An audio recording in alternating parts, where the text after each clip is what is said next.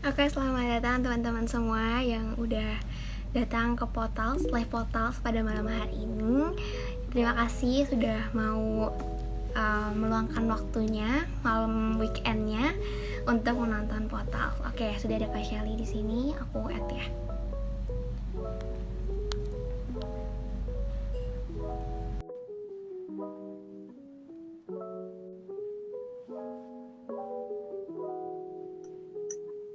Oke, Kak Shelly. Hai. Hai. Suara aku kedengeran kok? Oke. Suara aku kedengeran gak tapi ya?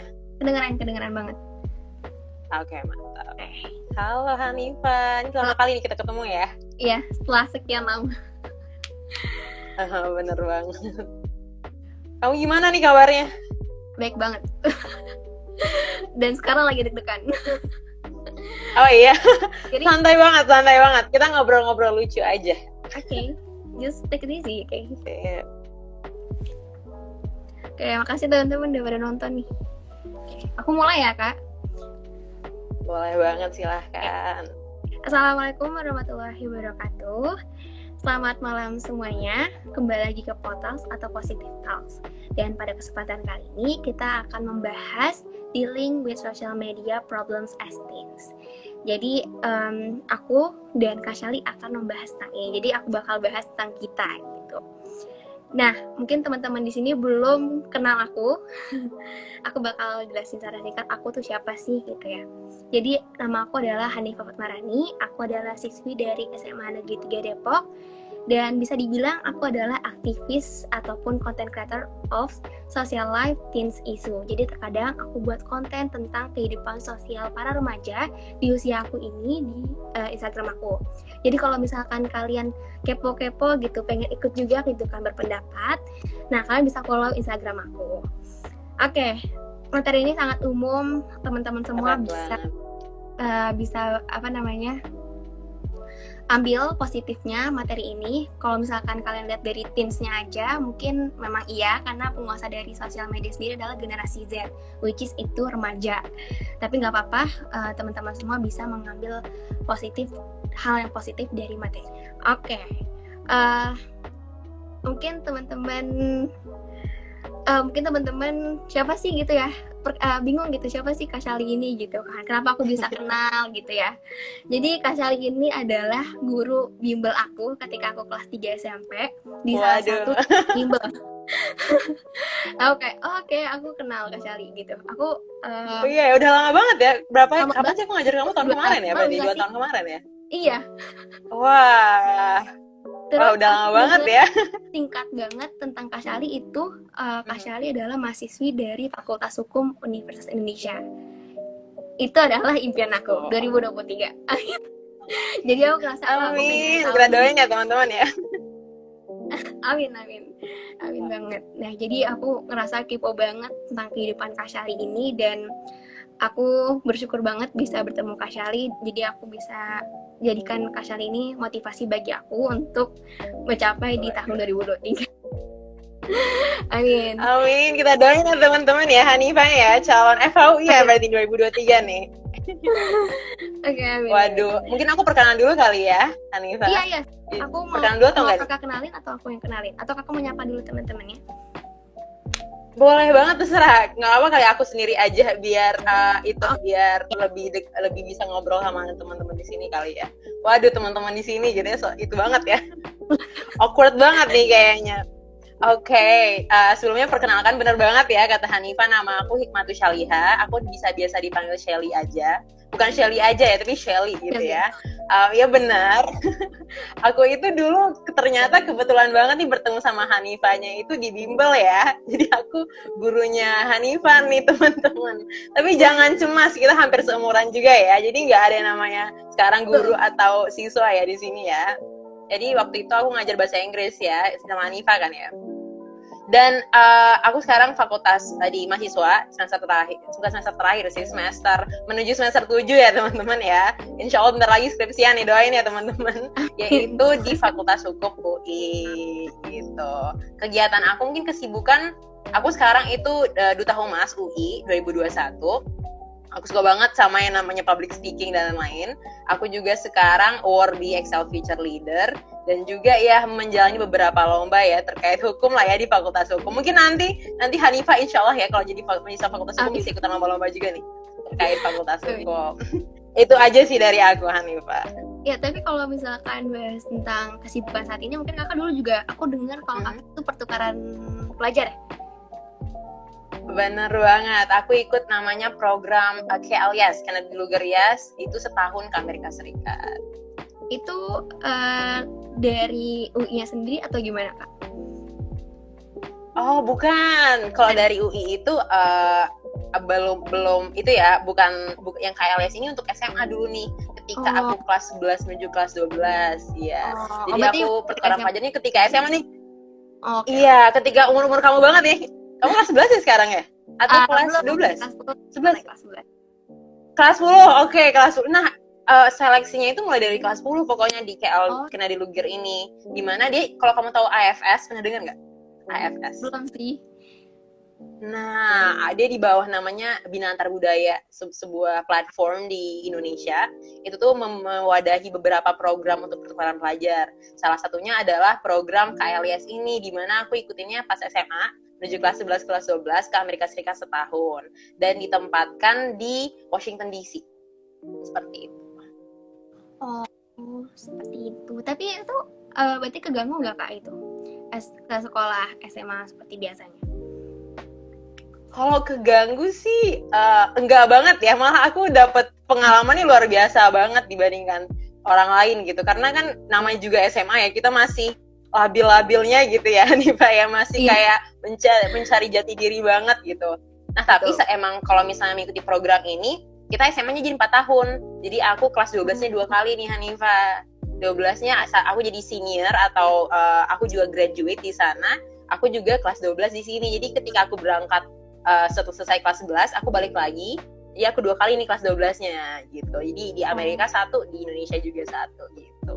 Tapi seru banget kok, nggak ada sama sekali terganggu sama sekali sih. Aku malah ikut jurusan atau daftar di jurusan hukum ini dikarenakan aku sempat pertukaran dan merasakan ternyata kayaknya passion aku di hukum deh, sepertinya kayak gitu ya, padahal nggak pintar-pintar banget gitu ya, tapi suka aja gitu sama dunia hukum sejak itu. Kayak gitu. Bagus sih, keren banget. Aku jadi pengen ikutan. Mungkin. Insya Allah. Tapi karena bisa pandemi sih, kamu semester berapa nih sekarang? Semester berapa nih kamu sekarang? 2 ya berarti? Kelas, ya mau naik kelas 2 SMA. Oke. Udah tutup di pendaftarannya kayaknya sayangnya ya. Tapi nggak apa kok. Di kuliah masih banyak karena pandemi juga ya, Kak. Pandemi kan maksudnya pandemi emang boleh keluar. Bener, iya. Oh, sekarang boleh Nanifa, tapi dikurangin kuotanya. Jadi nggak sebanyak tahun-tahun kemarin-kemarinnya. Jadi masih bisa beberapa pertukaran pelajar. Bahkan pertukaran pelajar di UI juga ada beberapa yang masih offline. Kayak kemarin teman ada yang ke Korea Selatan, kayak gitu masih ada. Tapi kuotanya mungkin dikurangkan dibandingkan tahun-tahun kemarinnya, kayak gitu. Iya sih, benar-benar karena pandemi juga ya. Tapi kakak tahu faktanya dari sosial media sendiri gak sih? Kita bahas lanjut ya dari tema kali ini. Kakak tahu gak sih sosial media pertama? Apa itu sosial media ya? Enggak, maksudnya sosial media pertama di dunia. Sosial media pertama di dunia? Coba aku tebak ya. Email bisa termasuk sosial media nggak sih? Yahoo apakah termasuk? Bisa sih. Tapi aku pikir bisa ya. Facebook kan. Aku pikir itu Facebook. Aku pikir itu Facebook. Karena generasi bukan ya? Kita pasti namanya Facebook ya Kak. Aku pikir kayak Facebook itu pertama. Benar. Ternyata bukan. Itu adalah 6degrees.com. Itu website gitu tentang sosial media juga. Itu kegunaannya untuk menambah teman, membuat profil, terus juga mengirim pesan. Aku juga kaget, aku kira itu adalah yang pertama adalah Facebook. Kalau kakak ini ternyata bukan. Aku baru tahu juga nih, ini information nih BTW. Iya, aku juga baru tahu kemarin kan aku sambil buat materi ini kan, aku kayak kaget ternyata yang pertama kali itu bukan Facebook. Oh gitu, oke. jangan-jangan Friendster, aku mikirnya kayak kalau nggak Facebook sih Friendster gitu ya. Dulu tuh ada yang namanya Friendster, kamu tau Friendster nggak? Enggak, mungkin aku bukan zamannya. Udah lama banget, pokoknya tahun berapa ya itu ya, ada aplikasi kayak Facebook gitu namanya Friendster. Tapi dulu bukan aku yang make, sempet kakak aku yang make Friendster tuh pada saat gitu. Udah lama banget sih, udah nggak ada. Sosial media pertama aku Instagram, Kak. Itu pun aku pas kelas 4. Aku ngerasa pas aku kelas 4 main sosial media sih ngerasa nakal banget sih, soalnya kan kalau sosial media itu kan ada batas umurnya kan. Aku ngerasa sih rada nakal biasanya. Jadi aku langsung hapus sosial media pas kelas 4 tuh. Oh gitu, oke, ya sih benar sih kalau kita pakai gitu kan, underage. Sebelumnya suara aku kedengeran nggak? Pecah-pecah nggak akunya? Kedengeran Kak, tapi mungkin memang karena koneksi ya Kak. Oh, soalnya kamunya agak sedikit pecah-pecah di aku, kayak kurang, iya. Tapi aman kok, suaranya kedengeran. Oke, mungkin teman-teman di sini kita kelihatan kah? Apakah kita terlihat teman-teman dengan jelas? Takutnya kita ngomong nggak kedengeran, nggak kelihatan ya. Aku itu pertama kali kayaknya SD kelas 6 deh, apa SMP kelas 1 deh. SMP kelas 1 deh kayaknya aku bikin Facebook. Aku lupa banget. Pokoknya sekitar SD kelas 6, SMP kelas 1 deh pokoknya bikin sosial media gitu. Facebook. Sosial media, iya Facebook, sosial media pertama aku. Enggak sih, bikin Yahoo dulu ya. Bikin Yahoo Mail dulu ya. Mungkin rata-rata kayak di umur segitu mungkin. Oke. Bener banget. Teman-teman research di internet mungkin banyak definisinya gitu sih. Salah satunya dari Mark Hopkins pada tahun 2008. Menurut beliau adalah media sosial itu sebuah platform media yang memiliki komponen sosial dan sebagai media komunikasi publik. Benar banget sih, sosial media itu dasarnya itu sebagai untuk komunikasi gitu ya. Ya, kalau menurut Kak Sally sendiri gimana? Itu kan menurut ahlinya gitu. Mungkin kalau dari Kak Sally sendiri, definisi menurut Kak Sally sendiri itu apa sih sosial media?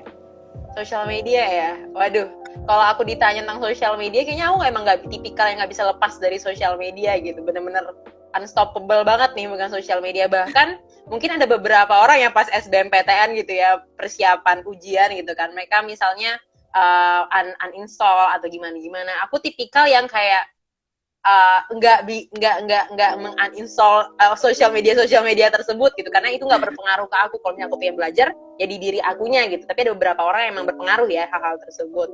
Nah, untuk aku sosial media itu untuk sekarang ya, kondisi sekarang itu untuk personal branding sih menurut aku. Jadi setiap orang itu memiliki sosial media pasti juga memiliki tujuan masing-masing. Ada yang untuk berkoneksi aja, ada yang untuk berhubungan sama orang-orang yang berkoneksi atau berrelasi dengan orang-orang yang jauh misalnya, atau untuk menambah teman gitu ya. Tapi untuk aku sendiri, aku menggunakan sosial media untuk personal branding. Maksudnya personal branding bukan kayak aku mau nge-brand diri aku nih, mau menjual nama aku nih, bukan seperti itu. Tapi kayak misalnya LinkedIn atau Instagram. Misalnya apalagi kan sekarang itu banyak banget teman-teman yang menggunakan LinkedIn gitu ya. Mereka menggunakan LinkedIn untuk bikin CV online. Bahasanya sekarang gitu ya, CV online. Jadi di mana dia gunain LinkedIn itu untuk dapetin internship, dapetin kerja, mencari kerja. Bahkan ada beberapa recruiter dari beberapa perusahaan itu lihatnya LinkedIn gitu loh. Misalnya perusahaan X gitu ya, ngelihat LinkedIn, stok LinkedIn-nya Hanifa gitu. Oh, sepertinya Hanifa ini cocok deh untuk jadi staff kita bagian ini gitu loh. Jadi sosial media itu berpengaruh banget, karena apalagi sekarang pandemi ya, banyak banget orang-orang malah kerja tuh WFH semua gitu kan. Jadi benar-benar aku penting banget sosial media itu untuk personal branding. Kamu itu gimana kamu pengennya nge-brand diri kamu di sosial media. Aku nge-brand diri aku sebagai seorang mahasiswa, seseorang yang memiliki background edukasi bla bla bla gitu. Aku membranding diri aku kalau aku suka banget public speaking. Kayak gitu sih. Kalau untuk aku ya sosial media ya, fungsinya dan definisinya gitu. Bener banget sih, semenjak pandemi semuanya beralih ke sosial media.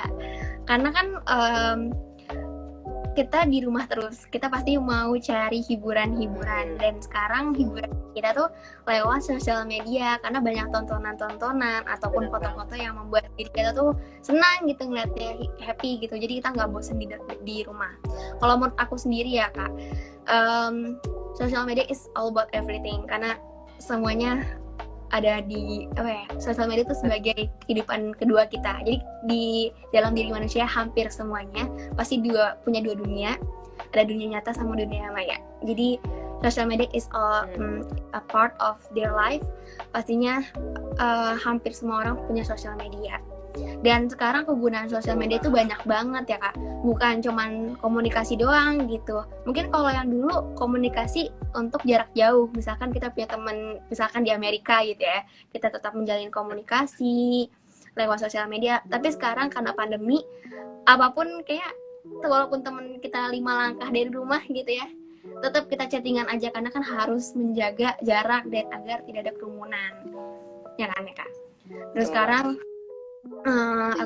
teman-teman pada berbisnis, kemudian juga mendapatkan uang tambahan. Ini baik banget sih, hal positif banget. Betul banget nih. Banyak banget gitu ya lagi di PHK gitu, dan sekarang beralih ke sosial media dan akhirnya berbisnis online. Itu adalah hal positif banget. Terus juga menyalurkan pendapat ataupun menyalurkan ajang bakat gitu ya. Terus jadinya teman-teman yang lain tuh juga termotivasi ngelihat bakat-bakat, oh ya kenapa orang lain bisa ya, kenapa aku nggak bisa. Jadi di pandemi ini makin banyak hal-hal positif, tapi di hal positif itu pasti juga ada hal negatif ya Kak. Setuju banget nih, emang negatifnya bisa dibilang nggak sedikit juga kalau diperbandingkan positif dan negatifnya ya. Tapi benar-benar apalagi pandemi sekarang, kalau nggak ada social media, nggak ada online society, nggak ada online business gitu ya, banyak banget orang-orang di luar sana yang bakal kurang beruntung gitu ya. Bisa dibilang kayak masalah kamu bilang tadi kayak PHK atau lain-lain. Itu kayak serius banget ya bahasanya PHK gitu ya. Ini bahkan bukan PHK aja. Sosial media sih gitu ya, maksudnya banyak. Iya benar. Banyak yang di PHK kayak gitu, tapi aku ngeliat bahwa sosial betul media itu emang fakta kok. Hal positif banget, akhirnya bisa berbisnis online. Tanpa modal pun mereka betul banget online, tinggal ngirim-ngirim doang gitu ya biasanya. Benar-benar sosial itu life changing banget.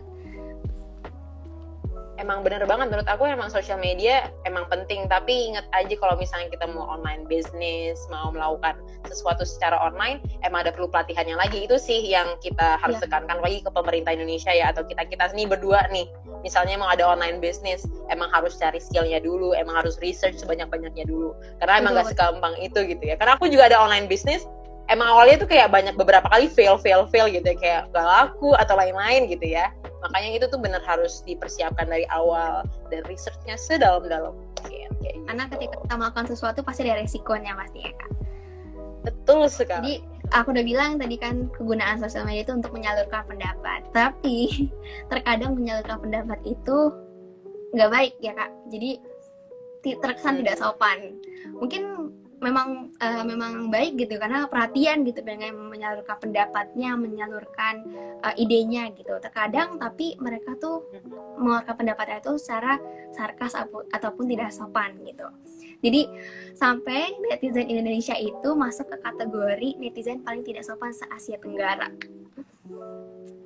Waduh, serem banget ya kayaknya ya. Tapi emang itu terlihat sekali ya kayaknya, bahkan bukan di international world aja, tapi Indonesia. Seperti Lambe Turah misalnya ya, sorry itu mention gitu kan. Kalau kita lihat mention yang komen-komennya, sangat-sangat berbahaya gitu ya. Sangat perhatian sekali gitu. Yang di postingan tuh sangat perhatian banget, sampai dibuat pendapat-pendapat baru gitu ya, diberikan saran lebih. Iya benar-benar. Benar. Nah, kenapa orang Indonesia itu tahu kalau netizen Indonesia itu masuk ke kategori netizen paling tidak sopan karena dari postingan Microsoft. Jadi Microsoft itu mengeluarkan berita kalau misalkan netizen itu masuk ke kategori paling tidak sopan. Iya, makanya itu Tapi baru dibilang kayak gitu ya kak, baru dibilang gitu di postingan itu langsung dikomen habis-habisan sama netizen Indonesia, karena merasa netizen Indonesia itu nggak sekasar itu kok, tidak sopan itu kok, maksudnya dia masih baik-baik aja gitu loh. Aku kayak aneh banget. Mungkin teman-teman semua pastinya membela ya. Iya, mungkin netizen ini pasti membela lah. Iya betul kan. Nah kalau misalkan teman-teman pada tahu gitu, kalian udah pernah baca di Kompas, tapi kalau misalkan remaja sekarang mungkin nggak baca Kompas kali ya. Jadi bisa baca Kompas ataupun kalian pernah dengar radio Prambors, sering banget sih ngulang-ngulang apa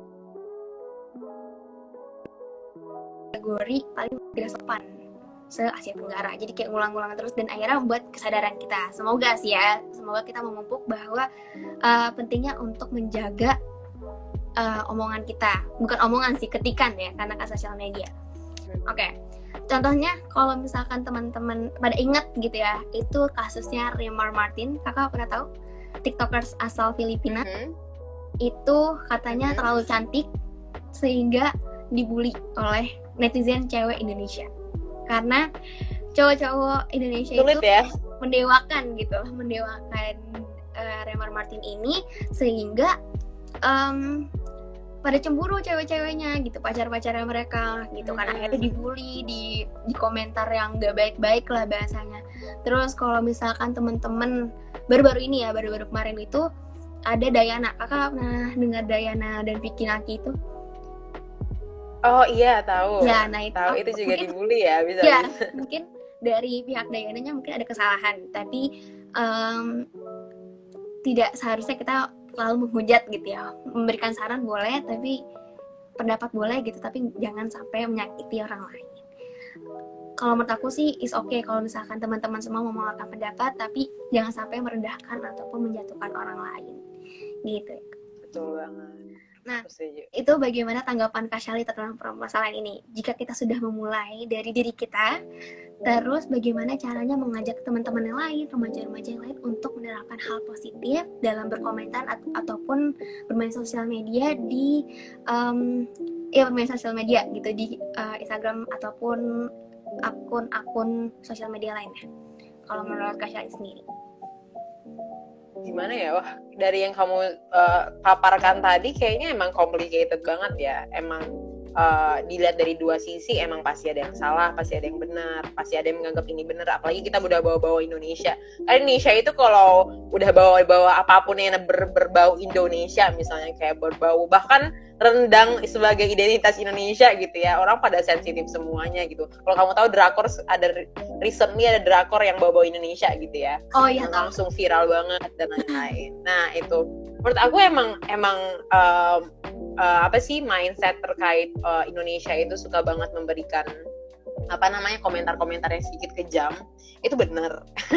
Semua orang mengakui itu kok. Bahkan netizen Indonesia sampai bilang kayak netizen is the number one killer gitu loh, bisa dibilang kayak bukan hanya secara killer physically ya, bahkan kayak ada yang suicidal gara-gara netizen Indonesia itu pasti, sampai killingnya tuh mentally juga gitu loh. Banyak banget yang stress out. Kalau kamu lihat beberapa dibully terus dia nggak aktif sosial media selama setahun, itu tuh benar-benar a serious problem to face gitu loh. Emang Indonesia tuh udah terkenal dengan hal itu. Hal yang aku perhatiin ya ketika aku perbandingkan netizen gitu ya, bukan sebenarnya semua netizen di seluruh negara pasti ada tuh yang suka berjulit ria gitu, tuh pasti ada, itu nggak cuma Indonesia. Tapi ada satu hal yang dipegang oleh beberapa negara, khususnya negara-negara maju gitu ya. Hal-hal terkait misalnya paling besar itu adalah body shaming. Itu yang paling aku ngerasa atau enggak personal attack. Namanya body shaming sama personal attack. Kenapa aku rasa itu penting banget? Karena misalnya nih, dia digosipkan kalau dia misalnya berbuat hal A gitu ya. Tapi ketika netizen sudah berkomen, itu hal-hal lain keluar gitu ya. Misalnya itu hidungnya kayak apa gitu ya, itu pipinya kayak apa, itu badannya kayak apa gitu. Kayak netizen itu memberikan hate comments benar-benar berbentuk body shaming dan berbentuk physically dan juga personal attack. Misalnya mereka juga ngomentarin tentang keluarganya yang harusnya tidak boleh sama sekali gitu loh. Maksud aku berkomen itu emang boleh banget ngomongin tentang suatu, misalnya tentang pemerintah. Itu kita namanya juga demokrasi ya, adanya apa sih, hak untuk berbicara, itu benar banget. Emang kita berhak untuk berbicara terkait misalnya pemerintah atau lain-lain. Tapi ngomongnya sesuatu yang kritikal, yang bisa membangun, itu intinya. Kayak kalau misalnya kamu memberikan komen yang menjatuhkan, itu bukan kritik lagi, itu udah menghina namanya, itu pasti berbeda gitu ya. Itu emang wajar kok untuk tidak diterima di society atau di lingkungan kita kalau katanya menghina. Tapi kalau misalnya kamu kritik, oh sepertinya konten kamu kurang edukatif deh, atau terlalu mengandung sara, itu boleh banget kamu berkomen kayak gitu. Karena kalau misalnya dia nggak menerima, ya berarti dia nggak membangun dirinya gitu. Tapi Indonesia terkenal dengan itu, body shaming. Ketika aku di US, ketika pertukaran pelajar gitu ya, kamu ngomongin orang tentang body shaming itu naik denda pada hari yang sama, pada waktu yang sama gitu. Kamu ngomongin orang ini misalnya, lo gendut banget misalnya, atau lo kurus banget, itu orang itu bisa nuntut kamu pada saat itu juga gitu loh. Dan mereka bisa gak nyapa kamu seumur hidup. Itu hal yang paling sensitif. Tapi kalau di Indonesia sendiri, kalau kita lihat ya gitu ya, udah menjadi tradisi gitu. Misalnya kita nyebut orang misalnya keriting gitu ya, apa gitu ya, misalnya hal-hal bersifat fisikal gitu, itu udah hal yang bisa dibilang malah tradisi Indonesia banget gitu loh. Udah menjadi sebuah sebuah budaya malah gitu, bukan sesuatu yang sensitif, tapi udah menjadi suatu budaya banget. Itu yang pertama yang ketika aku bandingkan beberapa culture kita dengan beberapa culture luar negeri. Padahal nih ya Hanifah ya, orang-orang tuh pasti tahu nih culture kita itu kuat banget, apalagi Indonesia, sopan santun. Coba kita bandingin sama beberapa negara lain gitu, sopan santun kita nomor 1 banget, saling sama orang tua gitu ya. Misalnya ngomongnya harus sopan sama orang tua, atau misalnya kita harus respect people gitu, tolerate, itu nomor 1 banget Indonesia. Ya tapi ya gitu ya, karena netizen udah menjadikan sebuah budaya, makanya lama-kelamaan jadinya udah mengental gitu. Nah makanya dari sana sebenarnya ada beberapa orang ini ketika dia memberikan hate comments itu ikut-ikutan gitu loh, Hanifah. Dia ikut-ikutan. Dia awalnya nggak mau ngasih hate comments nih, tapi karena banyak banget di misalnya TikTok gitu ya, kita di FYP, terus kita scroll komen gitu ya, tuh hate comment semua. Dia terbawa-bawa tuh untuk memberikan hate comments juga. Dan mostly orang-orang yang memberikan hate comments ini ya, aku juga kemarin ada workshop juga itu bahas tentang hate comments, itu 85% orang sebenarnya lebih berani memberikan hate comments anonymously, gak mau memberikan identitas mereka. Secara nggak langsung kalau mereka memberikan second account, nggak pakai nama artis gitu ya, pakai nama apa gitu ya, pokoknya nggak memberikan identitas mereka. Secara nggak langsung ketika mereka beri hate comments dengan identitas orang lain, mereka tahu kan itu hal yang tidak baik. Karena kalau misalnya mereka baik, berarti mereka harusnya memberikan identitas mereka sendiri gitu, bangga dong memberikan hate comments dengan identitas mereka. Kenapa mereka harus memberikan dengan identitas orang lain? At least mereka sadar lah ya itu bukan hal yang baik gitu menurut aku gitu. Jadi lebih menurut aku tuh dibiasakan aja kita sebagai young generation. Waduh, caelah young generation banget nggak tuh? Yang membiasakan aja, ajak teman-teman, membiasakan lingkungan kita itu menjadi positive vibes aja, sedikit demi sedikit. Walaupun awal-awalnya pasti kena celah gitu ya, tapi sedikit demi sedikit kamu nih sekarang nih bikin PO Talks, bikin tentang positive vibes, bikin tentang hate comments and everything. Lama-kelamaan teman-teman kamu akan terikuti, beralih sampai ke keluarga mereka, sampai orang lain akan menyebar luas sedikit demi sedikit, kayak gitu menurut aku. Oke, bener banget sih kata Kak Shelly. Bahkan kayak itu tentang body shaming ya tadi kata Kak Shelly. Aku juga punya contoh kan. Aku ngeliat video orang lagi makan, terus dikomentarin katanya ini apa sih ekspresinya. Kayak aku bingung kan, loh kenapa ekspresinya dia tuh kenapa kalau misalkan mengganggu ya di scroll aja ya Kak, terus atau enggak ada fitur not interested kan kalau di TikTok, kayak bisa nyebarin hateful juga gitu. Aku nggak tahu gimana lagi dan bener-bener netizen Indonesia tuh bangga karena apa ya, itu sebuah, mungkin mereka merasa itu sebuah achievement. Karena mereka kalau misalkan ada tapi anonimus gitu ya, tapi kalau misalkan tadi kata Kak Shelly benar, kayak mereka bangga gitu kan. Karena menurut aku achievement banget, sebagian dari netizen Indonesia ini sebuah achievement gitu kan. Karena ketika ada yang berbau tentang Indonesia itu, mereka akan bilang, belum tahu nih kekuatan netizen Indonesia gitu. Jadi ngerasa mereka tuh bangga dengan melakukan hal itu. Benar banget. Itu akan menyakiti orang lain dan merugikan kita juga, berdampak besar banget. Karena kan ketika kita bermain sosial media itu pasti bakal, meskipun kita udah ngapus, misalkan kita ngapus komentarnya, tapi pasti ada orang yang screenshot, terus ada yang mantau kita juga kan, jadinya itu bakal bertahan lama sama masa depan kita gitu. Karena aku dengar gitu kan cerita dari orang lain, kalau misalkan daftar kerja pun harus hati-hati karena sosial media kita juga dipantau. Betul banget. Betul kan? Itu betul banget. Emang bakal beberapa perusahaan emang ngeliatin sosial media kalian. Bener banget, bahkan kehidupan kita sehari-hari juga dipantau ya kan. Dan kita benar-benar harus mulai dari diri kita sebar gitu, spread the positify gitu kan ke orang lain, biar orang lain juga ikut positif. Jadi kita mulai dari circle kita dulu dengan menggunakan bahasa circle kita biar mudah dipahami. Terus kalau misalkan merasa so alim lu bahasanya gitu ya, so alim lu gitu kan, tapi kita harus bilang ada berdampak negatif ketika kita melakukan hal ini, sehingga mereka bakal berpikir 2 kali ataupun lebih ketika mereka menggunakan jari mereka ketika bermain sosial media gitu sih. Nah, dari tadi kan bilang kamu bagus banget ya nge-pack kata-katanya ya. Aku malu. Bagus. Jangan, aku malu nih nge-fly. Jangan malu dong, itu harus menjadi nah kayak gini harus dibanggakan ya, bukan hate comment yang dibanggakan ya. Lanjutkan Hanifah. Oke, jadi kalau misalkan kita tadi bilang sosial media itu internasional lah, kita semua bisa make gitu kan ya. Apalagi tadi aku bilang Neymar Martin dari Filipina, Diana dari kalau salah dari mana ya, lupa aku. Itu dari luar negeri aja kita bisa komentarin. Jadi banyak budaya-budaya yang masuk ke dalam Indonesia karena sosial media itu internasional ya. Nah, banyak gitu kan hal-hal positif yang kita bisa ambil dari budaya luar gitu. Misalkan pentingnya untuk menjaga kebersihan gitu kan. Karena kalau di luar negeri kan kalau buang sampah di Singapura salah satunya Singapura tuh kalau misalkan buang sampah tuh didenda. Tuh. Nah itu kayak kita bisa mulai dari diri kita juga, kalau misalkan sikap dalam membuang sampah itu harus ada gitu. Kita nggak boleh buang sampah sembarangan. Banyak kok hal-hal positif yang kita bisa ambil dari budaya luar negeri. Tapi budaya luar negeri juga sekarang tuh udah masuk ke dalam Indonesia. Aku kerasa banget ketika aku ketemu orang, terus aku senyumin kan orang itu, tapi orang itu nggak senyumin balik. Karena budaya kultur dari orang luar negeri gitu ya, sebagian besarnya itu mungkin sama kultur mereka itu cuek gitu, jadi nggak perhatian gitu kan sama orang sekitar. Nah, aku ketika lagi senyumin orang, aku nggak senyumin balik. Aku nggak tahu itu mungkin orangnya lagi bete, orangnya nggak kenal aku gitu. Mungkin siapa emang ini gitu kan ya. Jadi aku ngerasa, wah, aku kayaknya salah senyumin orang nih gitu kan.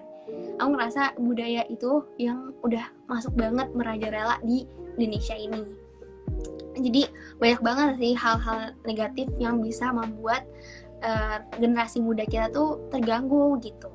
Misalkan kayak nasionalismenya turun gitu karena ada budaya luar yang masuk, tapi kita jadi mencintai budaya luar, bukan mencintai budaya kita sendiri sebagai bangsa kita, sebagai bangsa Indonesia gitu. Jadi ngerasa kok misalkan contohnya produk luar negeri lebih bagus gitu kan, wah kayaknya kita lebih mending beli produk dari luar negeri aja, karena kan kekuatan sosial media ini kan sangat kuat ya Kak. Jadi ketika ngeliat teman kita pakai produk dari luar negeri, jadi berbondong-bondong pakai produk luar negeri kayak gitu sih Kak. Nah, menurut Kakak sifat-sifat utama yang harus kita terapkan sebagai generasi muda dalam menghadapi budaya luar agar kita tuh terjaga gitu loh Kak, nasionalismenya juga masih terjaga.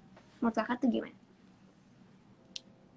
Wah, kalau terkait budaya-budaya luar negeri gitu ya, aku sendiri melihat budaya misalnya yang pernah aku jalani selama setahun, yaitu yang paling lama ya di US itu, sebenarnya aku ngerasa kalau misalnya orang US jauh lebih ramah.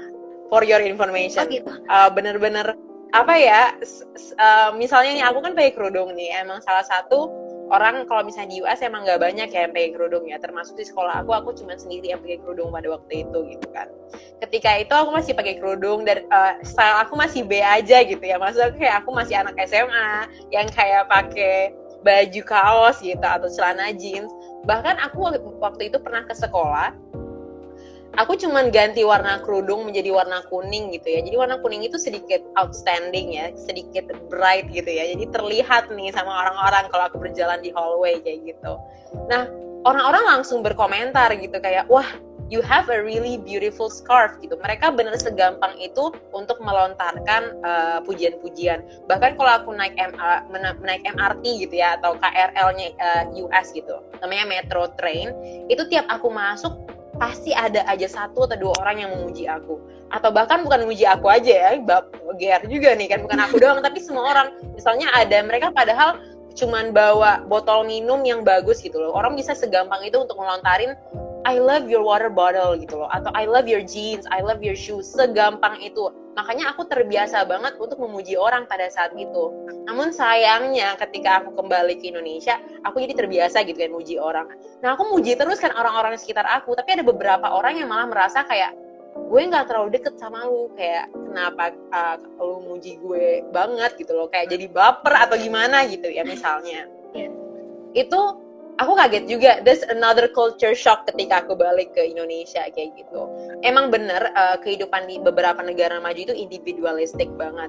Tapi sekedar untuk bersenyum, sekedar untuk menyapa, sekedar untuk memuji, malah itu hal yang paling gampang untuk mereka sebutkan. Sayangnya kalau di Indonesia itu kalau culture terkait keluarga, terkait teman, kita emang ramah banget ya, deket. Kekeluargaan kita tinggi banget dibandingkan beberapa negara maju yang lain. Tapi sayangnya ke orang lain atau orang yang tidak kita kenal, itu kita membatasi banget. Kayak kalau lu bukan temen gue, kalau lu bukan keluarga gue gak bakal peduli sama lu gitu. Gue gak mau muji lu, siapa lu gitu misalnya. Nah itu tuh hal yang harus diubah menurut aku gitu loh. Kayak mindset kalau misalnya beberapa orang beberapa orang yang bukan kita kenal itu tidak baik untuk kita jadikan teman gitu loh. Gimana ya, give out your positive vibe banyak-banyaknya aja.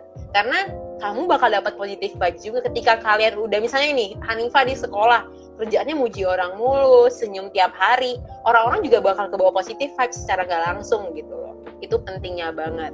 Tapi memang bener kata Hanifah tadi, kalau misalnya there's a lot of bad things that datang dari luar yang bisa memecah nasionalisme gitu ya, atau lain-lainnya gitu. Itu memang banyak pastinya. Misalnya kecintaan terhadap budaya. Misalnya orang-orang lebih nggak ngerasa kalau batik itu is not a modern thing anymore. Mereka ngerasa kalau batik itu udah jadul banget. Gue lebih prefer pakai baju ini misalnya.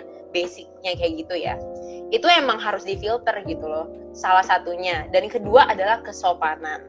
Itu sih yang paling penting kalau menurut aku ya, kalau misalnya culture yang harus kita filter banget. Karena orang luar itu mereka tuh ketika ngobrol sama orang tuanya atau ngobrol sama orang lebih tua, itu mereka prefer atau refer kepada mereka cuma nama aja. Kayak contohnya aku kalau kepada orang tua aku di US, aku nggak manggil mom or dad atau mister atau miss gitu. Aku emang manggil langsung A, B gitu ya. Kalau sebut nama nanti nggak enak ya di sini, nanti di stok gitu ya. Untuk personal importance gitu ya, nggak aku sebutin. Misalnya aku sebutin A, B gitu. Emang wajar nih sana. Karena cara mereka untuk menunjukkan respect adalah actions kalau di luar negeri gitu ya. Tapi hal itu nggak bisa diterapkan di Indonesia menurut aku. Karena ketika kalian manggil orang tua itu, karena itu udah tradisi kali ya, udah budaya gitu.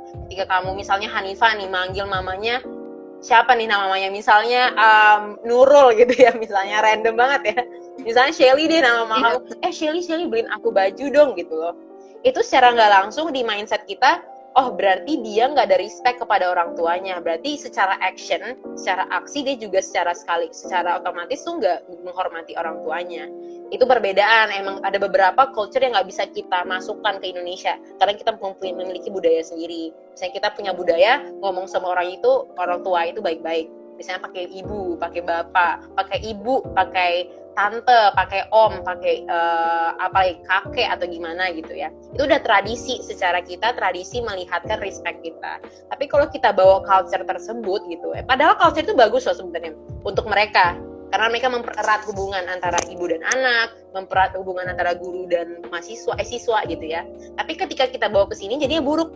Orang-orang jadi nggak respect jadinya, karena bentuk respect Indonesia yang aku bilang tadi, itu dengan cara memperlihatkan kalau dia lebih tua gitu. Tapi kalau di US berbeda. Jadi ada beberapa nih culture yang harus kita perbedakan. Oh ini baiknya emang di culture mereka. Oh ini baiknya emang cocok udah culture kita gitu, nggak bisa kita ubah kayak gitu sih menurut aku. Yang penting pinter-pinter aja. Seperti yang aku bilang tadi juga, adaptasi itu penting banget ya. Jadi dimanapun kamu sekarang misalnya di Madagaskar kah itu, atau kamu di Paris kah itu gitu ya, kamu emang harus adaptasi sebagai orang di sana. Bukan berarti kamu value dan prinsipnya hilang ya, tapi kamu harus menyesuaikan sedikit demi sedikit dengan orang sana. Misalnya aku di US, aku itu misalnya masuk ke rumah pakai sepatu gitu ya. Misalnya kalau di sini aku nggak pakai sepatu gitu.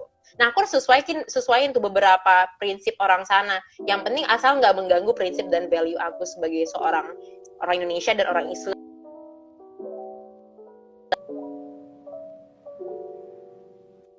Mereka kayak misalnya di Korea gitu, mereka belajar sampai malam, belajar sampai jam 1 pagi di perpustakaan mereka misalnya kayak gitu ya. Itu culture mereka. Tapi asalkan itu nggak mengganggu culture kamu atau nggak mengganggu prinsip kamu, itu nggak apa-apa banget. Itu cara pembedanya. Tapi misalnya itu udah mengganggu kereligiusan kamu, udah mengganggu prinsip kamu sebagai orang Indonesia, udah mengganggu prinsip-prinsip yang udah ditumbuhkan oleh orang tua kamu sejak kecil, itu udah harus difilter secara nggak langsung kayak gitu sih menurut aku.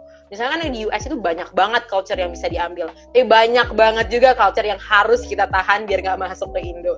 Itu juga sih dari menurut aku ya, terkait culture gitu. Ya apalagi kalau kita dengar-dengar apa ya, biasanya sih orang luar negeri menganggap kalau misalkan orang Indonesia itu orangnya ramah-ramah gitu ya.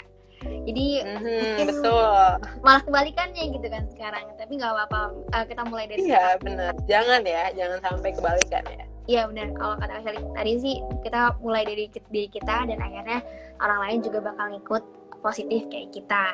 Bukan positif COVID, positif sosialisasinya. Jangan, amit-amit banget nih.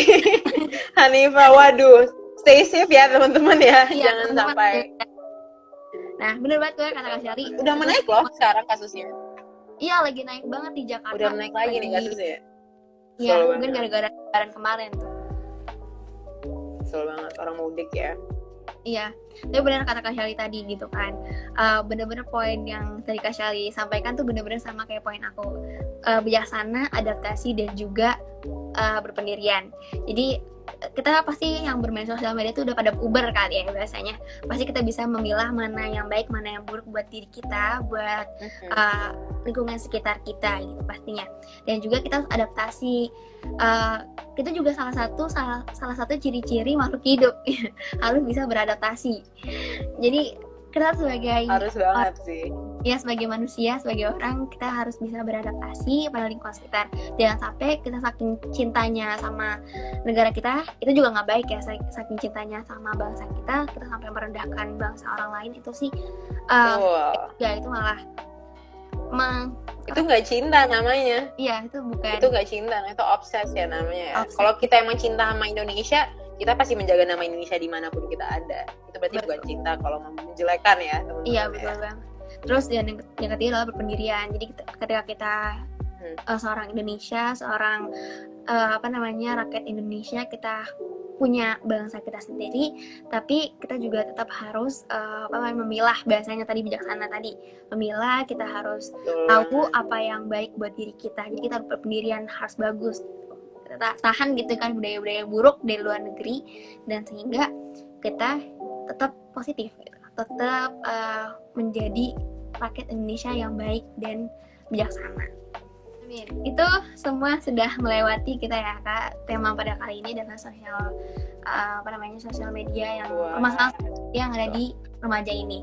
Dan itu adalah permasalahan sosial media yang sering banget kita temuin gitu sebagai remaja yang pengguna sosial media. Apalagi aku juga sosial media holic bahasanya ya, aku suka banget main sosial media dan aku sering banget nemuin masalah-masalah itu. Aku baru tahu loh ada term ini gitu ya, social media holic. Itu menarik deh. Aku merasa tua gitu nih lama-lama tidak catch up dengan term ini gitu ya. Kayak lucu banget, kayak social media holic gitu ya. Kayak menarik banget nih kayaknya untuk dipelajari ya kata-kata ini. Aku juga dia kayak aku tahu bahasa-bahasa baru. Ajarin aku ya kalau gitu ya, kalau ada bahasa baru ya. Aduh, tidak nih, aku juga baru pemula. Aduh. Oke, lanjutkan Hanifa. Ya. Jadi ada 2 pertanyaan terbaik yang aku pilih. Kemarin aku udah buat question box gitu Oh, ya. ada, oke. Iya, jadi ada 2 pertanyaan terbaik. Dan yang pertama adalah, tentu terkadang kita perlu detox terhadap itu. Maksudnya terhadap itu mungkin terhadap bermain sosial media.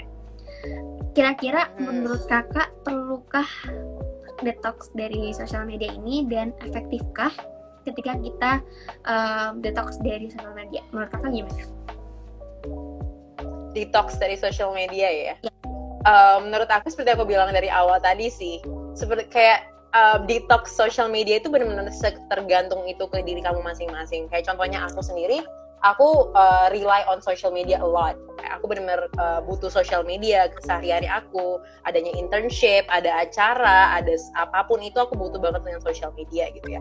Tapi emang detox social media untuk beberapa orang, bahkan aku merasa beberapa kali emang aku butuh detox juga gitu ya. Ciri-cirinya menurut aku ya, kalau misalnya kita kapan butuh detox itu adalah ketika kita udah nggak bisa menikmati hidup in real life. Maksudnya apa? Nggak bisa menikmati hidup in real life itu adalah ketika yang aku amati juga ya dari society aku dan dari diri aku juga ya. Itu adalah misalnya nih, kamu sama teman-teman kamu berkumpul, bersama keluarga kamu berkumpul, bahkan aku sendiri gitu ya, kayak family time is a must for me. Aku tipikal yang perlu banget sama family time gitu ya. Ketika, kalau misalnya emang aku mengurangi family time karena ada beberapa kepentingan, gak apa-apa. Tapi kalau misalnya social media itu telah mempengaruhi kamu sampai kamu mengurangi family time, mengurangi teman-teman kamu, bahkan akademis kamu gitu, kita sebagai siswa dan mahasiswa juga gitu ya, itu perlu banget ada detox gitu. Karena itu adalah salah satu penanganan yang langsung gitu. Kalau beberapa orang mungkin ada issues, personal issues gitu ya, boleh tuh dikonsultasikan. Tapi untuk beberapa orang yang belum tahu bisa ngapain gitu ya untuk mengurangi atau menghilangkan hal-hal toksik tersebut, di detox dulu aja. Boleh banget. Temen aku juga, mungkin ini hal yang basic banget ya, uninstall Instagram misalnya. Kayak kemarin ada suku aku yang dimana dia nggak lulus SBMPTN misalnya ya. Kalau misalnya dia nggak lulus SBMPTN, dia ngedrop banget, bener-bener sampai dia nggak mau keluar kamar, dia nggak mau pokoknya sedih banget. Nah, ketika dia buka sosial media, contohnya Instagram kah itu, dia melihat sosial media lainnya kah itu, WhatsApp kah itu, dia melihat teman-teman yang lain lolos gitu kan, pasti ada kesedihan di diri sendiri kayak gitu. Namun di titik dimana dia merasa sedih, dia sampai nggak mau ngobrol sama orang tuanya misalnya, dia sampai nggak mau lanjut S1 misalnya, itu paling buruk ya, worst situation gitu ya. Itu hal-hal yang harus ada measurementnya masing-masing. Ketika kamu merasa kayak dampaknya udah parah banget nih, sampai real life kamu nggak bisa menikmati real life kamu gitu loh, itu udah titik dimana kamu memang harus detox social media itu. Tapi kalau kamu tahu emang social media mengakibatkan kamu hal tersebut terjadi gitu ya. Tapi kalau misalnya emang ada personal issues, ada dampak-dampak lainnya, itu emang harus di-consider ulang. Tapi banyak banget yang sekarang bener-bener melihat orang itu full dari social media gitu. Nama aku bilang tadi ya, kayak personal branding, kayak identitas itu dari social media banget. Misalnya kamu ngeliat aku nih dari social media aku kan, misalnya nih, kamu lihat aku, Shelly itu kayak gini nih orangnya gitu ya. Shelly itu kayaknya orangnya kayak A, B, C gitu ya. Tapi kan real life itu kita nggak tahu gimana-gimananya. Itu kekurangan social media. Kayak kamu bilang tadi kan, ada real life, ada social media life gitu ya. Orang-orang sering menganggap kalau social media life itu is a real life. Kayak kalau gue ngepost ini, emang gue maksudnya ini. Kalau gue melihat orang seperti ini, dia emang orangnya seperti itu gitu loh. Itu yang harus dihilangkan mindset. Kalau misalnya personal life atau real life sama social media life itu dua hal yang berbeda banget. People put the best effort in their social media gitu. Jadi jangan ekspektasi kalau misalnya seseorang itu di social media itu perfect, they are not. Gitu sih yang harus aku tekankan. Jadi insecurity orang-orang gitu ya, apalagi aku juga sih, apalagi kalau aku buka LinkedIn gitu ya teman-teman ya, orang ini magang di sini gitu ya, kerja di sini gitu ya, berprestasi lomba ini gitu ya, kayak insecurity emang tinggi banget. Tapi harus kita tekankan, seperti Hanifa juga bilang tadi ya, udah dibagi dua, real life sama social media life is a totally different life gitu ya. Jadi sampai kalau real life kamu udah nggak bahagia, detox is one of the perfect way to do it gitu. Itu sih kalau menurut aku tentang detox ya. Ya menurut aku sama sih sama kakak, itu benar-benar sama sih benar. Kalau misalkan udah berdampak bagi diri kita itu memang harus detox. Apalagi kalau udah ngerasa toxic banget gitu ya sosial media kita tuh, sampai ngerasa wah ini merugikan diri aku banget gitu kan, sampai aku sakit gitu, misalkan hati aku sakit, perasaan aku sakit, otaknya jadi terganggu gitu ya, pikirannya jadi terganggu. Itu menurut aku mendingan emang detox dia di sosial media, bisa beralih seperti family time, terus bisa me time juga ya kak, kita sehari tanpa HP gitu kan, kita harus fokus. Itu seru banget sih, mungkin kalau misalkan kita ke sosial, ya kalau misalkan kita main sosial media kan pasti kan kita mikirin opini-opini orang lain ya, jadi kayak kita tuh jadi bukan jadi diri kita, malah jadi diri orang lain, karena orang lain terus-terusan ngasih saran ke kita. Dan mungkin menurut aku me time itu juga salah satu. Yang kedua ada pertanyaan, yaitu kan dalam sosial media itu udah jelas ya, semua hal tercampur dalam segi usia maupun manapun gitu maksudnya. Dan juga udah jarang orang merhatiin batasan usia untuk masuk. Padahal warning begitu buat minimalisir usia yang belum cukup umur, biar hal yang nggak pantas langsung nggak dikonsumsi otak di bawah umur. Gimana? Kira-kira tindakan yang efektif tuh apa sih kak gitu? Oke, ini menarik banget ya pertanyaannya ya. Emang bener sih, kalau misalnya social media, kayak apalagi YouTube misalnya gitu ya, Twitter, dan lain-lain, emang banyak banget konten-konten yang gak di-sensor gitu ya. Sebenarnya beberapa social media itu udah bikin platform sendiri untuk anak-anak gitu ya. Misalnya YouTube itu ada YouTube Kids. Sih tadi barusan banget aku juga baru tahu tuh ada YouTube Kids gitu ya. Nah, tapi emang nggak bisa dihindari juga, ternyata anak kecil ini banyak, bahkan underage people itu banyak banget yang bisa mengakses hal-hal yang nggak harusnya bisa diakses gitu ya. Misalnya kayak Instagram itu beberapa hal yang uncensored dan lain-lain. Kalau misalnya terkait anak yang masih di bawah umur, seperti misalnya anaknya 7 tahun, 8 tahun, itu pasti merupakan tanggung jawab orang tuanya salah satunya. Itu mau nggak mau emang itu tanggung jawab orang tua, gimana mereka ngekontrol, gimana mereka memberikan aktivitas atau kegiatan-kegiatan yang produktif gitu ya kepada anak-anaknya, supaya nggak fokus ke sosial media aja gitu. Makanya ada beberapa prinsip jadi bahas orang tua ya jadinya ya, jadi bahas cara menjadi orang tua ya. Padahal aku nggak orang tua ya guys. Jangan salah sangka nih teman-teman. Aku bukan orang tua. Masih muda, tapi yang masih muda banget ya. Ada beberapa yang aku lihat tips dan triksnya gitu ya. Kalau bisa dari kecil anak-anaknya itu nggak difokusin ke sosial media, karena yang tadi kamu bilang sosial media itu emang unfiltered banget. Bahkan dari segi culture-nya, dari segi age range-nya juga, segi umurnya juga nggak terfilter. Kalau misalnya untuk anak remaja nih, kalau anak remaja itu memang sangat sulit gitu ya untuk difilter tontonan-tontonan mereka gitu. Karena pertama, anak remaja ini terkadang udah memiliki akses yang tinggi gitu. Memiliki akses yang tinggi di sini maksudnya adalah misalnya mereka udah punya HP masing-masing, mereka udah punya internet masing-masing, wifi kah itu, apakah itu, dan mereka udah memiliki knowledge yang tinggi juga. Bahkan kalau kita lihat di TikTok sekarang ya, ini kaget banget aku nih.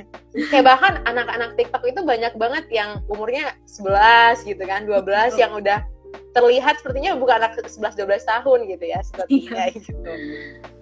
Iya, itu benar banget ya. Emang kalau misalnya terkait remaja susah difilter, tapi kalau remaja ya tergantung dirinya masing-masing. Yang aku bisa saranin adalah mencari kegiatan sebanyak-banyaknya. Karena setelah aku ngerasain ya teman-teman ya, ketika aku banyak kegiatan, aku banyak banget hal-hal yang aku sibukkan diri aku, itu secara nggak langsung, secara otomatis emang social media, bahkan hal-hal yang menurut aku dulunya entertaining nih, misalnya aku nonton drakor gitu ya, itu tuh kan hal yang aku suka nih teman-teman.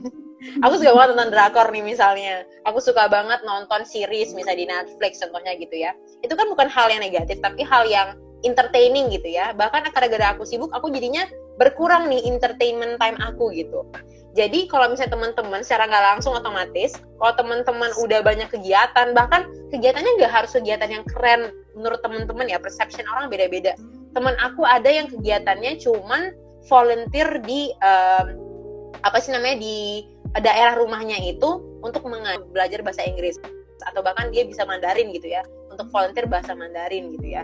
Hal-hal sesimpel itu menggunakan keilmuan yang kamu punya, atau bahkan sekarang apalagi pandemic, there's a lot of websites that open for volunteers, pekerjaan, gak cuma untuk anak kuliahan ya, tapi untuk anak SMA.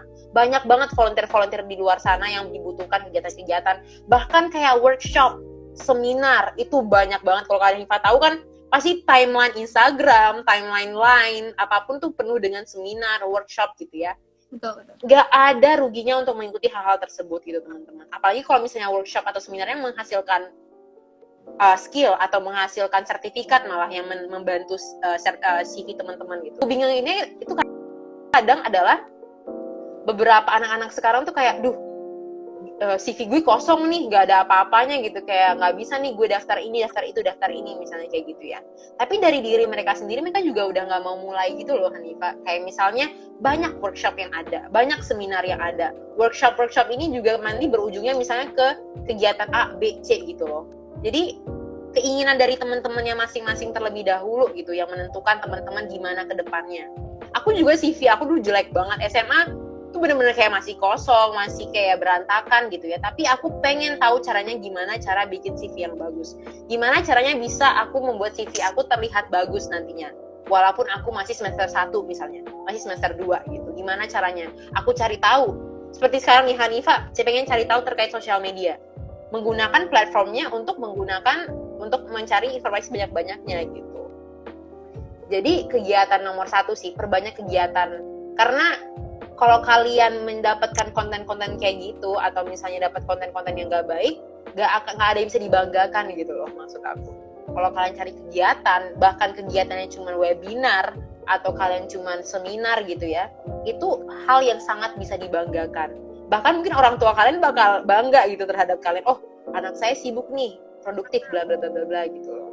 Jadi coba berpikir jangka panjang, jangan berpikir jangka pendek aja gitu menurut aku. Kalau terkait filterisasi ya yang ada di sosial media ini gitu. Oh, bener sih kata Kak. Ya kalau misalnya ketemu gitu kan di Instagram, ya udah gitu. Benar kata Kak Syari. Menurut aku juga tadi kan YouTube Kids. Terus kalau misalkan di bawah umur, mungkin memang lebih baik itu dipantau dari orang tua ya, orang yang lebih tua ataupun orang tua boleh. Nah, terus kalau orang tua bisa gitu diam-diam ngeblokir akun-akun yang memang gak bener. Abis itu passion kita makin diperbagus gitu kan. Mungkin banyak remaja yang masih kebingungan tentang jati dirinya mereka. Dan menurut aku di pandemi seperti ini malah aku ngerasa kita bisa bagi waktu dimana kita bisa belajar untuk pelajaran dan juga bisa belajar untuk passion kita gitu kan. Karena menurut aku mungkin di sekolah aku ya, jadi karena sekolah aku mungkin sedikit lebih santai, jadinya aku pas sore, pas malam tuh aku bisa latih skill-skill aku gitu kan ya, dengan ikut webinar, terus juga bikin konten-konten di Instagram kayak gini. Jadi menurut aku sangat ini banget sih, pandemi sangat membantu aku untuk menjadi manusia yang positif gitu sih. Karena remaja aku juga kok membantu banget kok. Iya benar banget. Kalau di offline gitu ya biasanya ya, di offline gitu kita kan kalau online kita bisa mengikuti biasanya langsung dari jam 7 sampai jam 8 kita live kayak gini. Nanti jam 8 sampai jam 9 ada webinar. Itu kan secara cepat. Kalau misalkan offline itu kan kita nggak bisa cepet-cepet. Jadi kita cuman terpaku dalam waktu, misalkan kita cuman ke Jakarta doang, kita cuman ke Bogor doang hari itu, karena terbatas dengan waktu ya Kak. Nah, kalau misalkan menurut aku pandemi ini benar-benar bisa banyakin kegiatan positif teman-teman gitu sih. Mungkin sudah di penghujung acara gitu ya, udah jam 8 malam nih Kak, aku sudah mengganggu waktu Kakak. Oh iya ya, udah jam 8 ya, udah nggak sadar banget nih.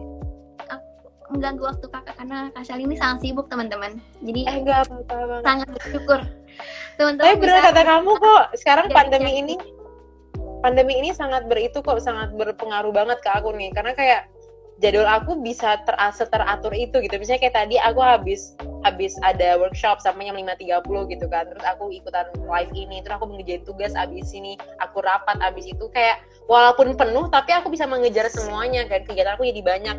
Kalau offline aku jadi pasti, kalau sekarang kita offline gitu ya, aku bawa jadwal aku di offline tuh aku kayak bakal pingsan gitu kayaknya. Nggak bisa aku jalani gitu. Tapi karena online ini, iya capek banget kayak beda satu acara dengan acara lain 15 menit doang atau 30 menit doang gitu ya. Tapi karena online aku bisa banget nih ngatur jadwal aku, list, oh jam segini, bisa kelar, istirahat 15 menit, istirahat 30 menit gitu. Bener-bener berpengaruh banget ke perkembangan diri aku juga gitu sama pandemi. Setuju banget sama Anita. Oke, quotes di akhir, ini aku nemu di internet gitu ya. We all make mistakes, but social media can frame those mistakes and display them infinitely. Jadi kita harus baik-baik gitu ya, menjaga bagaimana kita bersosial media. Yang penting, yang seperti aku bilang di awal, kita mungkin udah ngapus postingan, ngapus komentar jahat gitu tentang apa dari akun kita gitu ya. Tapi ketika di sosial media tuh bisa banget kesebar gitu, di screenshot, di share ke teman-teman, postingan-postingan yang jahat, komentar yang jahat. Jadi harus pintar-pintar menjaga bagaimana kita beraktivitas di sosial media, karena itu bisa berdampak di masa depan kita. Apalagi kan aku udah bilang tadi, pekerjaan bisa lihat dari kehidupan sosial kita, bagaimana kita berbaik kehidupan yang baik, kehidupan sosial yang baik dalam sosial media ataupun dunia nyata. Aku pernah dengar salah satu cerita dari orang gitu ya, kalau nggak salah mau beasiswa gitu ya Kak, mau ikut beasiswa, keterima, tapi kesebar dia video nyiksa kucing, itu akhirnya dia cabut beasiswanya Kak, nyiksa hewan. Jadi kayak wah, kita harus benar-benar hati-hati gitu, karena semua itu bisa buat masa depan kita, apapun yang kita lakukan sekarang. Ya?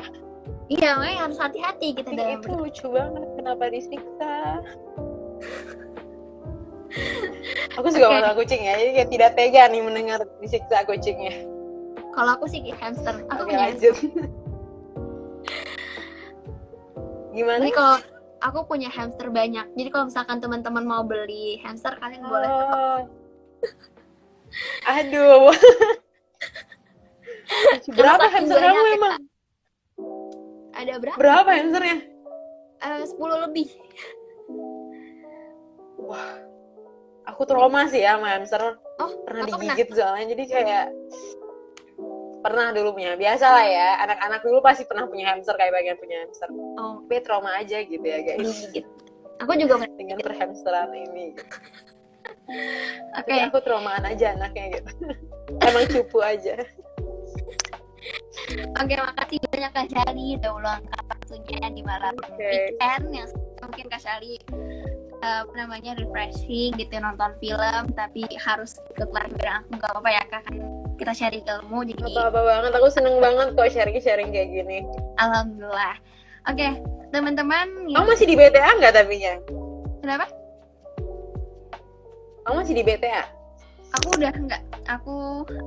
Aku pengen masuk BTA, tapi ternyata nggak dibuka dulu. Belum ada temennya, aku cuma baru daftar sendiri, jadi aku kayak oke, nggak usah daftar dulu, mungkin pas kelas 12. Aku tunggu ya pendaftarannya ya di BTA. Promosi ya. Masih tapi nggak, sekarang lagi vacuum bentar nih, soalnya kan kemarin ada matkul sama UAS juga, jadi sempat vacuum, tapi masih lanjut kok. Aku kira udah nggak ngajar. Oke, nanti aku bakal daftar lagi, tapi jangan lupa daftar BTA ya. Oke, makasih banyak Kak Shali, makasih banyak teman-teman semua yang udah ikut live malam hari ini. Semoga pembahasan materi ilmu yang udah di-share sama Kak Shali dan aku bisa bermanfaat bagi teman-teman sekalian. Dan kurang lebihnya mohon maaf dalam penyampaiannya, koneksi kan karena online gitu ya, jadi koneksinya kurang nih. Jadi kalau misalkan teman-teman belum nonton ataupun koneksinya kurang lengkap, nanti aku bakal upload di IGTV.